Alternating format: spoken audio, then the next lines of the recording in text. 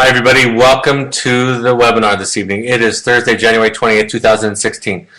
This is a webinar that we have had requested several times from many people who know about wilderness therapy for parents, because parents, this is one of those things where parents don't know how much they do. And they also don't know how much therapy happens in between the therapist's visits to the field. So I think it's really critical that parents understand this and understand all that's going on. And really become acquainted with who I first was impressed by when I was doing wilderness therapy. The first thing I noticed when I started doing wilderness therapy was how amazing these field instructors were in so many ways. So who are these people? Who does this job? Some of them come because they have an affinity for nature and outdoors and a belief that there's an intrinsic healing power to nature. Some of them are psychologically inclined to be a therapist. They're looking on that track, and this is, for some of them, a stop before they become it, or something that can feel that passion for them. And then many of them are former students. All these statistics are on average when we ask. So we've done surveys several times over the years. So that's where this comes from. About 25% of our current field staff are former students. I put in parentheses, or they should have been students, because they can relate to the struggle that a lot of the young people, adolescents and young adults have gone through and are going through. On average, they're about 27 years old. Average length of employment was 20 months. That is significantly increased since we started our programs. And more than 85% have a college degree, and many of them have advanced degrees. So that gives you an idea of who they are and where they come from. I'm going to talk about what they do during their training week, because they really get immersed in this process by going out to the field and by experiencing their own wilderness immersion. And then I'm going to talk about some various trainings that we do all along the way, so you get how skilled, how amazing these people are and what they're exposed to. They first learn about the typical student. They'll meet a group, but they also learn about the various diagnoses and presentations from students. Of course, they have to know, many of them are already aware of low-impact camping. They have to become aware of hard and soft skills. So they have to learn how to do the basic things like make a fire by rubbing sticks together, to build a shelter. They have to demonstrate that competence and have it passed off. They also have to demonstrate basic soft skills, our basic communication model, right? Reflective listening, de-escalation, I feel statements. That's something that they have to pass off early on. They become familiar with the packet of work that has the therapeutic assignments, the hard skill assignments, the soft skill assignments that all of our clients and students go through. They learn about and are exposed to ceremonies. We run them through several behavioral ceremonies so that they can learn how to de-escalate, how to deal with conflict, how to deal with something that's starting to become a problem. We give them some experience on solos, just like we do in the clients and the students. Because part of what we're trying to assess here, we want them to be comfortable and capable enough in the wilderness that they don't have to spend a lot of mental energy or resources on keeping themselves okay, safe, and warm. Right? If they're spending all of their energy on that, they don't have enough left over to take care of the participants in the program.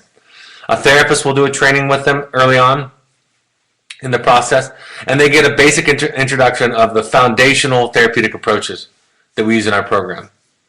Our ratios, that's one thing that sets Evoke apart from most wilderness programs. Our ratios are impressive. We helped write, our executive director helped write the state regulations, and we exceed all the regulations that the state requires. So typically, the state ratio is 4-to-1. We oftentimes have 3-to-1, sometimes 2-to-1 in terms of student to staff ratios.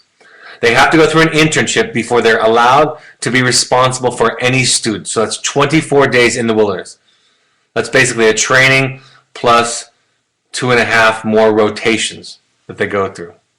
So they have to become comfortable and skilled in it. They have to come on in the beginning, and they have to know first aid, CPR, and they begin to understand and know about personal control system, that is restraining in a violent situation or a self-harming situation, and of course that comes along with de-escalation training. Every single group has a wilderness first responder in it, at least, or what is essentially a wilderness EMT. And that's a level 3 staff. So they go through various levels. So every group has at least one of those all the time. And sometimes they have many more than those, of course. They learn to become good at conducting their own sessions. Their own sessions aren't necessarily as clinically sophisticated as the therapists, but they become ancillary to them. They become in addition to the therapist. So we ask them to have a couple of sessions individually with the student that they are to be supervising that week. And then one of the things we did to change the wilderness therapy industry years ago was we invited our staff into our sessions. So then they can create that bridge, that glue from what's going on during the week to what's happening in the session. Because for years before that, students could come into session. It was kind of like outpatient therapy, right? They could present, hold it together for that 1-2 hours a week with the therapist that they meet with individually. And then there was something entirely different. So the staff, the instructors, make sure that there's communication. They can bring from the session for the rest of the week and say, we talked about this in session. Remember when Brad talked about this? Or they bring it back into the session and say, right now you're saying you're not angry, but several times this week you were struggling with frustration and anger about being here at the program or dealing with your parents or whatever it is. So they make sure that there's an integration between the therapy sessions, the formal therapy sessions, and the entire program, which is, of course, therapeutic. And then we continue to provide them weekly trainings. And because they're sitting in session, do you know how rare it is? Even for me, I have not been able to sit on a lot of therapy sessions in my life. And how rare it is for people to get to sit in on a session and the training and the knowledge that can happen there. A lot of times what I'm doing with the staff is modeling for them what I want them to do with the students. So I'll sit with them afterwards and I'll talk about some of the paperwork that we have and I'll say, did you see in the session when she was saying this or he was saying this and I responded this way? That's the kind of thing that I want you to do this week coming up. They get evaluated as they move up through the levels 1, 2, 3, 4, 5. And one thing I think that we are exceptional at is giving feedback. Feedback happens every day, every night. Constructive, non-judgmental, but helpful feedback. So we do that a lot, but there's formal evaluations that they go through as they're progressing and as they're early in their program. Of course, they know the phrases. They learn to give feedback with each other. They become more and more proficient at hard skills. That's something that some of them are already good at, but some of them aren't, and they become a skill. We want them to be able to model it. And it's also okay for them in their early phases to not be proficient at some of it because it really helps the students to feel kind of like they've accomplished somebody when they see somebody struggling to make a fire. They have to learn how to read maps, consistent modeling. One of the things that gets asked of me so often by parents is, my child is manipulative. So what are you going to do to make sure that they don't manipulate, they don't recreate some of the manipulation that they've done in the past? I can assure you that's what we think about and talk about all the time. And Willis is especially good at that because it's hard, like I said, to hold it together for days on end. You can hold it together for an hour or two, but the weather and the elements, the lack of escape routes, as I call it, really does end up creating a situation where the client shows up. And so they might be able to say the right thing one time, but what they do becomes the voice that we listen to and pay the most attention to. We ask them to, of course, practice and execute firm boundaries, practice safety and medication. They track every day all of our students, their feet, their hands. They watch them take their medication. They log it. They call us, the therapist, if there's a refusal to take medication. So they're keeping track of that all the time, every day. They're watching how much water they drink, specifically how many quarts they drink a day. We ask students and clients to drink a minimum of 4 quarts a day and as much as 6 quarts a day, depending upon the season and the individual. And they know how to run groups. This is not babysitters. When our staff move from us to go to therapeutic schools and residential treatment centers, they will say almost to a person every time, I love working for Evoke because I was empowered and I learned so much and I was able to use my creativity and passion. And here I'm asked to babysit. So they're really a valuable big part of the program. As I'll say tonight, the most underrated part of wilderness therapy from outsiders. Understanding the role of the field staff, daily routine, logistical concerns, program philosophy, policies. There's a lot that goes into it. It's an incredibly deep and rich job. They're able to invite awareness. I use that phrasing because it's not about confrontation, right? It's not about punching somebody in the nose verbally. They can be clear, not sugarcoat it, but they're able to use the principles of a book called Motivational Interviewing. So they don't provoke a defense in the client or attack the defense, but rather have a discussion where they can point point out discrepancies, share their own experience, stay out of the power struggle, and still invite and encourage awareness. Time management is a big thing out there. They plan and run daily activities. I always ask them to bring their own passion, right? Follow the treatment plan that I set up, but then bring your passion. Ask me, if you have a book that you want to read, or you want to do Tai Chi with the group, or a certain kind of yoga, please ask us about that. And 99 times out of 100, I'm going to add that to the clinical plan for the week. They're able to take initiative in treatment planning and group therapy. If it ever gets over their head, they can call us by satellite or cell phone and contact us, and we can give them redirection. They really do implement the treatment plans. We fill out, and I'll talk about this, a form each week in duplicate. Triplicate for young adults, duplicates for adolescents. We keep a copy. One goes to the field instructor that's in charge of your student, your client. I'll explain that in a second. And if they're a young adult, they get the pink copy. And that's what they're accountable for. So at the end of the week, if something's not completed on that sheet, then they're there to give us an explanation about why it didn't get accomplished and the several interventions that they tried to use so that it was accomplished. We ask them to contact us if they have any question before it becomes a crisis. The therapists make themselves available. The senior field leadership make themselves available, or the clinical director, or whomever. They're capable of giving sophisticated clinical assessments. It's something we practice every single week with our teams.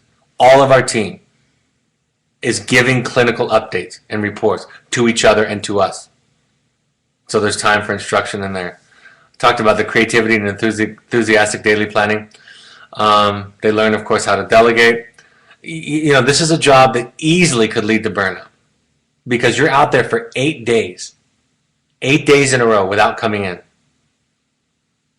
And then 6 days off, and then repeat that for 8 days. So every Tuesday, all of our staff are working. And then the staff team that is leaving, the staff shift that is leaving, is gone for the next 6 days until the following Tuesday morning. And then they overlap again with the outgoing field staff.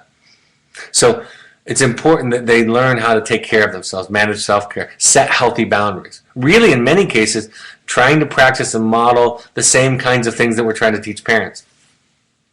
To be able to identify dynamics and trends and to share those with both the student clients and with the therapists. Deal creatively with aggression and defiance, because it's so easy, as you can imagine, to have it devolve into a power struggle. I already talked about avoiding manipulation. Again, this phrase, monitoring countertransference, that's not a typical phrase for a wilderness therapy program historically, not even for one today. I talk about and teach countertransference to our field instructors every week.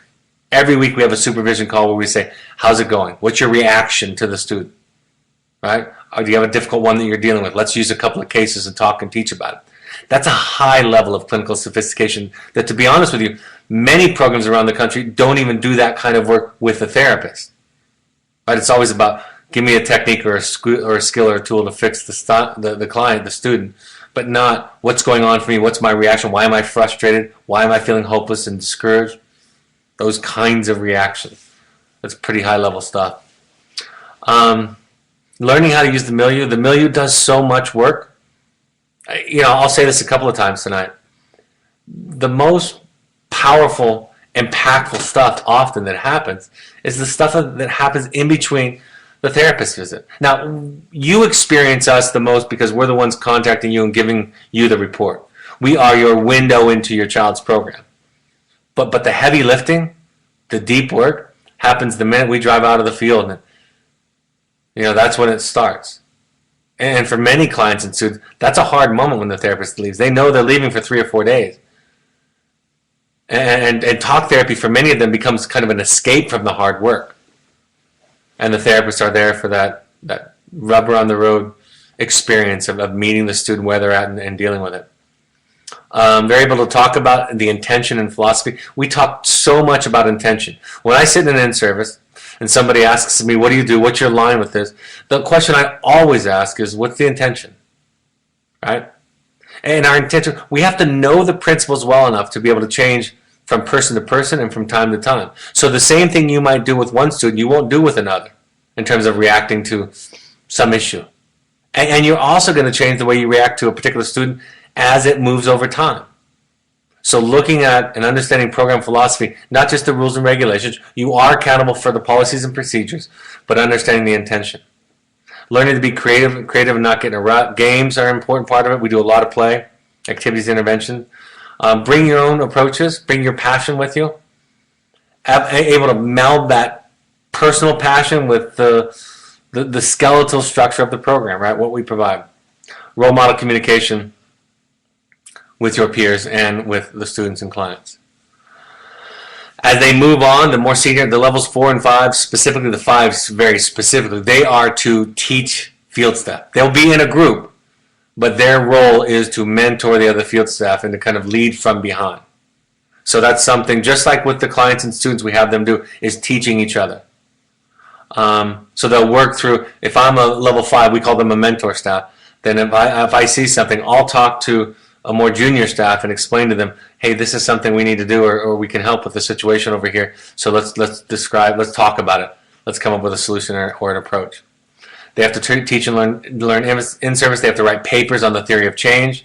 They have to be very vigilant regarding the policies and procedures. Taking breaks, providing breaks for others, modeling good self-care, because like I said, if you don't do that, it's so easy to burn out. And this is the only bolded, italicized word. Demonstrate, practice intentionality. That is our training. Where are you coming from? What do you want to do? Not simply be married to a rule. Let the rule be the guide, but understand when there's opportunities for flexibility. Encourage and model advocacy of students and peers, right? That everybody gets to ask for something. They get to ask questions. And students that are struggling, being there to support them, but not rescuing them, encouraging them to find their own voice. Making sure that they're ultimately physically and emotionally safe, but also nudging them to help them figure out how to solve that problem, because you're not going to be there. We're not going to be there all the time. Continuing professional development and education, we do that with weekly in-services, weekly trainings, weekly visits with the individual therapist, and weekly supervision calls with me. And then we also provide other opportunities out of program for that. I already talked about how they have to provide a written statement. We want them to be able to think clinically, so they have to write a paper on their theoretical approach to change. They're responsible for the day-to-day care of the students. I already talked about yellows. They are accountable to those each week during the group that we have, which is called the Milan group. That's the old staff that's leaving and the new staff that's coming in, and the therapist talking about the week. Talking about what happened, what didn't happen, giving observations, and referring back to that yellow. They are also able to create and alter treatment plans. We ask them to check with a therapist if there's a significant change in a treatment plan. Check it out with them. Brainstorm with them and come up with an idea together. I already explained how they do the reporting the progress each week. They're in the relationship with the students and the client, maybe more so than even the therapist in many ways. They often begin to replicate relationships that parents have because they're living with them, right? And so we therapists then use that as kind of a pseudo-family therapy, right? A temporary family therapy session to talk and work through it. And we make assessments about systemic dynamics, responses to certain personalities, parallels to what's going on at home, make observations and interventions related to that. Here's what instructors are not. They are not therapists. They are not psychiatrists. And they're not testing professionals. So obviously a therapist at Evoke is going to have more language and education in these areas. And what the staff bring is the passion, the intuitiveness, right? The care, the love. They bring all of that. The follow through and the professionality. And like I said, they kind of take on the parent role, but not really, right? It's not the same. They get to go home at the end of 8 days, right? I always say this. I said this to a group of parents today. In some ways, you would be better with our children than we are, and sometimes, right? That detachment is easier when it's not your child. They're not just babysitters. They're much, much more skilled, trained, intentional, and part of the process. The follow-up research on the effectiveness of wilderness therapy says that our clients and clients of students from other programs attribute change to to the wilderness staff, to the field staff, to the instructors, more than the therapist. Right? That's not true in every case, but that is a research finding that they get more credit from the participant themselves. The parents attribute more of it to, of course, the therapist because they have more contact with them than they do the field staff. But any of you who have made a visit, come out to a workshop, done an overnight, many of you will attest to how amazing and wonderful these people are. Each has their own strength and passion. And just modeling passion, the desire to learn, is a fantastic contribution to your child's program. If you hear the word DAPS, there's a whole jargon, and I have a webinar on jargon. We have a jargon dictionary on our website. The word DAPS is an acronym for the daily assessment plan. So what happens is 9 students, 9 clients, 4 staff, they get assigned to be responsible for one particular one. So that with 4, you're going to talk about, 3 of them are going to have 2 and one might have 3 people that they're responsible with. Meeting with them during the week, specifically following up on that person's treatment plan. All the staff are involved with everything, but they're specifically accountable for that one person. They're also accountable for the paperwork, the daily assessment plan that they have to fill out, physical safety, behaviors that day, medications, all that. They're responsible for those students. So that's what a DAPS is. They get assigned DAPS for the week. And we make those an intentional math. We want to make sure that it's a good fit, right? Also, sometimes we want to make sure that it challenges the client and student. Maybe it's a similar personality presentation than mom or dad that you struggle with at home. So that might be what it's about. Matching the strength of the specific staff member, field instructor, to your child's needs is a part of it. And then, of course, putting them in that so that they can ultimately be a role model.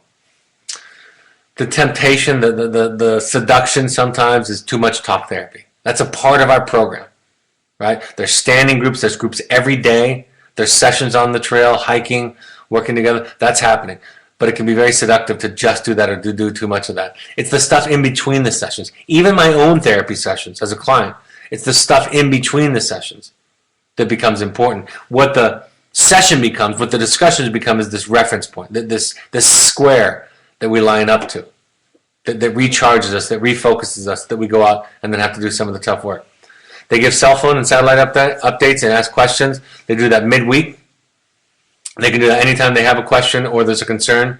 Adding to the treatment plan after the calls. Sometimes I'll finish a phone call with a family and say, you know what, there's something new that came up on the phone call. I will leave then a message with the group saying, add this assignment, add this principle to the treatment plan for the week.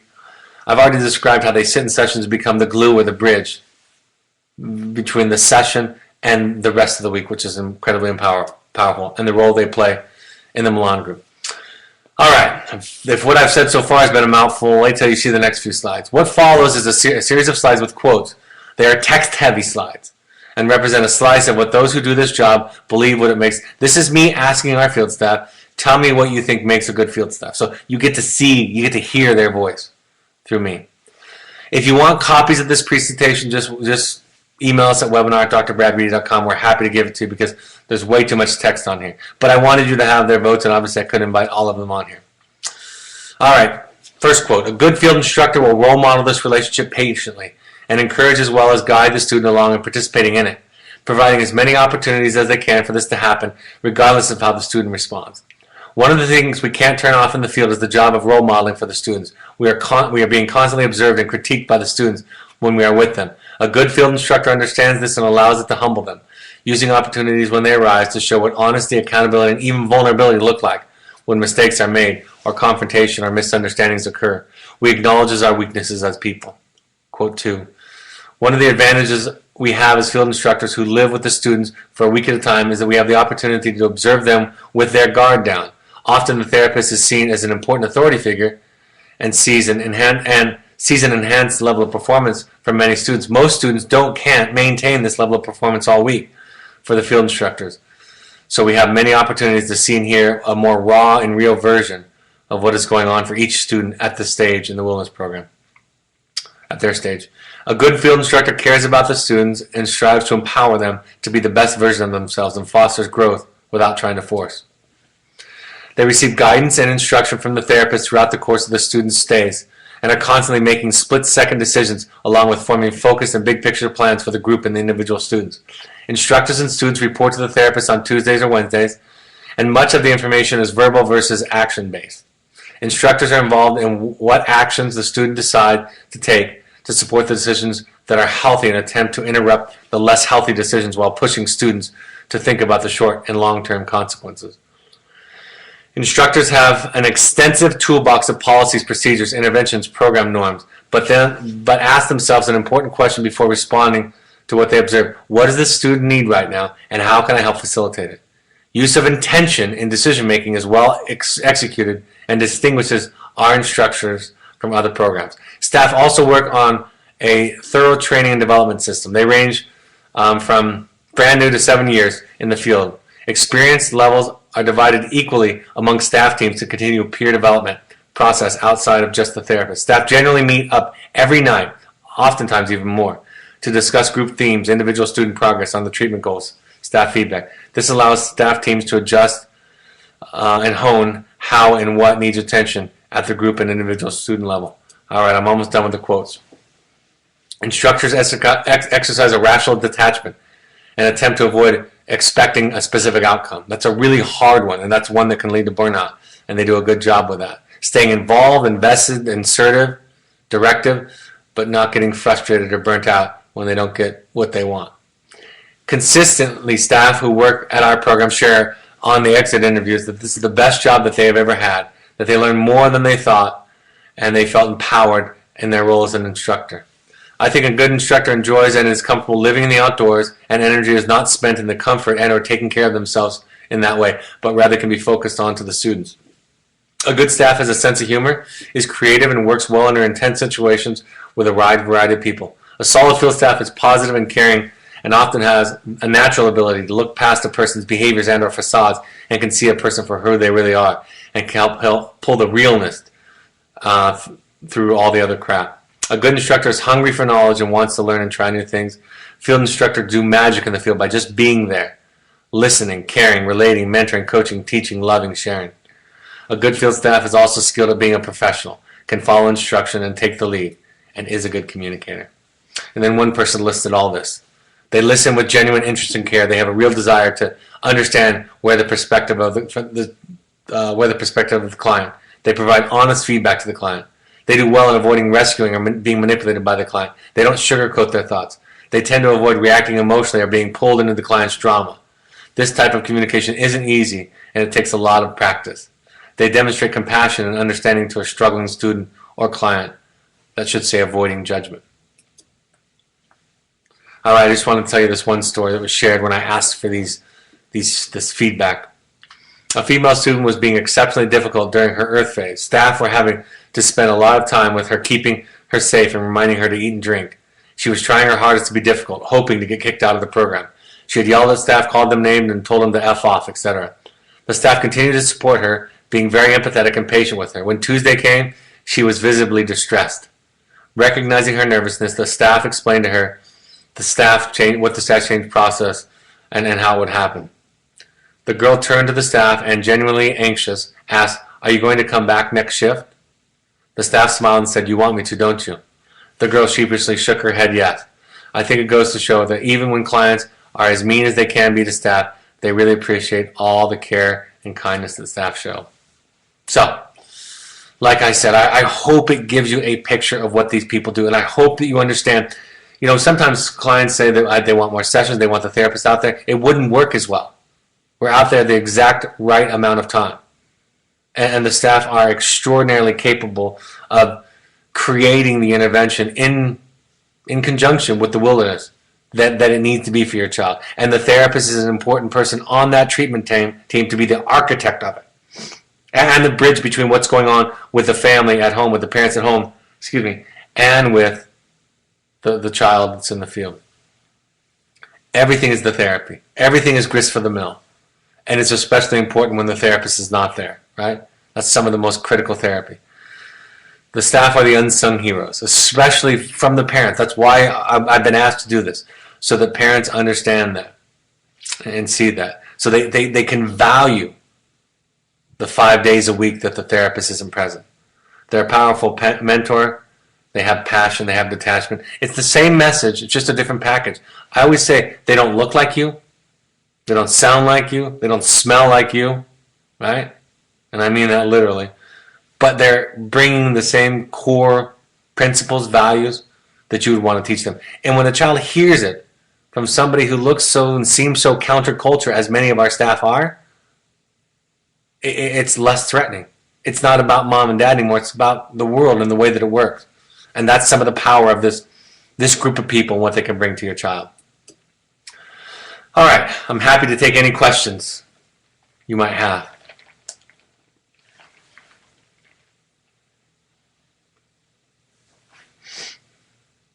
They're topic related.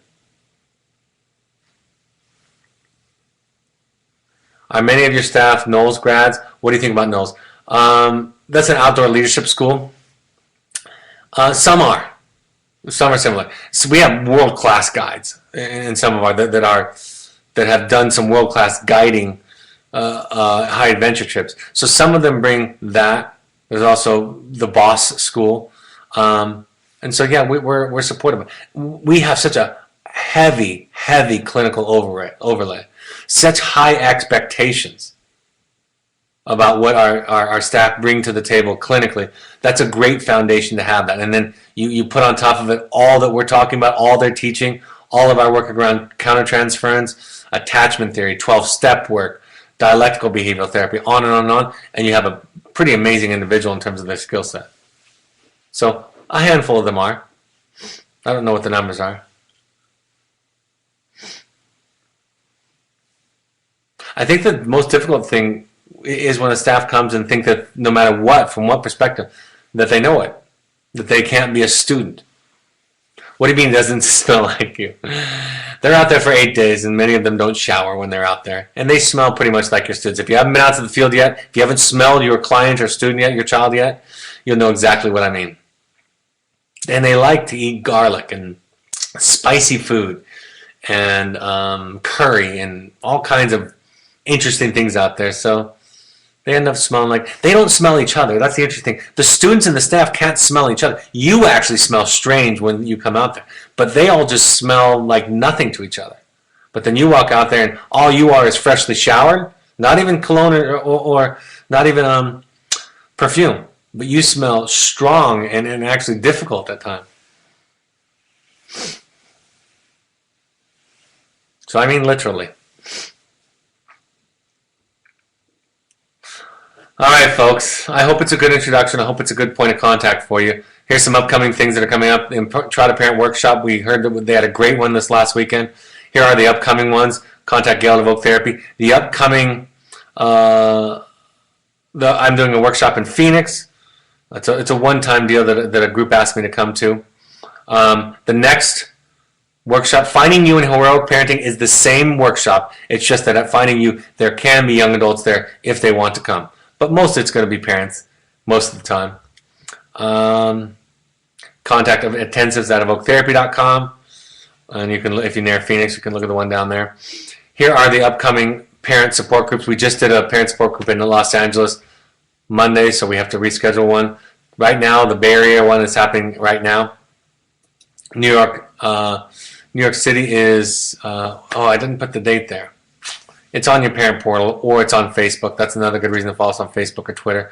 And then Houston is coming up on March 16th.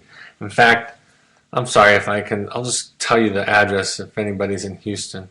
There might be somebody on here from Houston. Because Michael sent this to me tonight and I forgot to put it on here.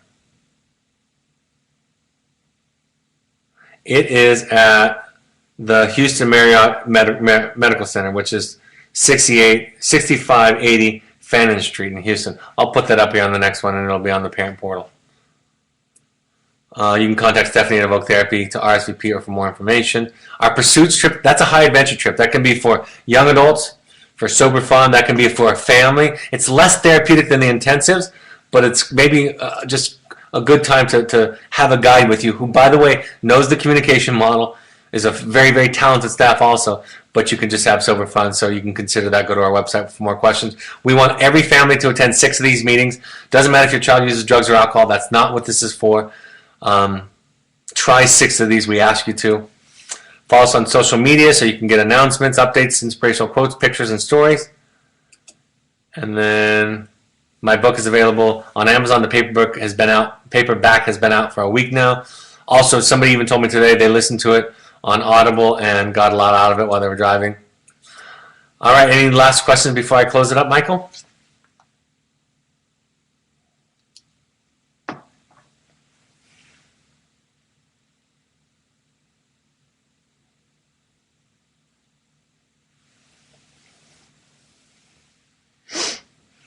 All righty.